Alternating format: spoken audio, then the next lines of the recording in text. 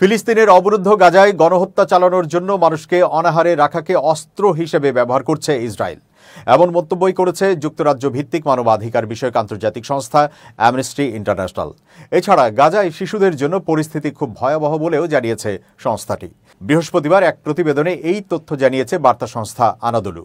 Amnesty international বৃহস্পতিবার এক বিবৃতিতে জানিয়েছে, গাজা উপত্যকায় ইসরায়েল এখনও সাধারণ মানুষের বিরুদ্ধে ক্ষুধাকে যুদ্ধের অস্ত্র হিসেবে ব্যবহার করছে, যা ফিলিস্তিনিদের ওপর চলমান গণহত্যার অংশ। লন্ডন ভিত্তিক এই সংগঠনটি বলেছে, গাজার পরিস্থিতি এখনও ভয়াবহ, বিশেষ করে শিশুদের জন্য। টানা বোমাবর্ষণ, জোরপূর্বক বাস্তুচ্যুতি, খাদ্য, পানি ও ওষুধের সংকট সব মিলিয়ে মানবিক বিপর্যয় চরমে।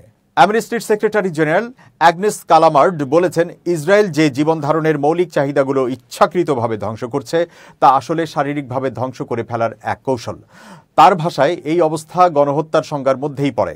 অ্যামনেস্টির প্রতিবেদনে বলা হয়েছে, সহায়তা নিতে গিয়ে শত শত ফিলিস্তিনি নিহত বা আহত হয়েছেন, কখনো ত্রাণ বিতরণ পয়েন্টে, কখনো সাহায্যের খোঁজে যাওয়ার পথেই।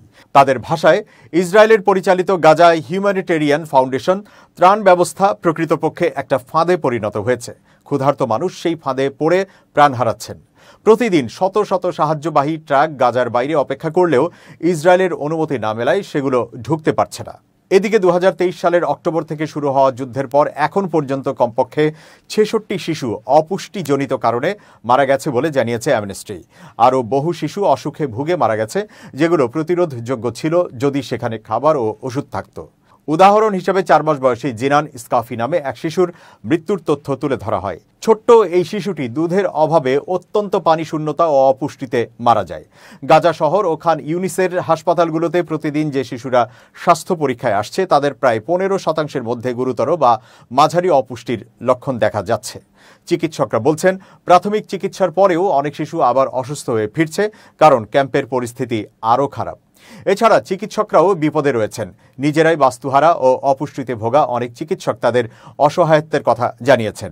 অ্যামনেস্টি বলছে, আন্তর্জাতিক সম্প্রদায় শুধু ইসরায়েলের গণহত্যা থামাতেই ব্যর্থ নয়, বরং তারা এই ধ্বংসযজ্ঞ চলতে দিচ্ছে।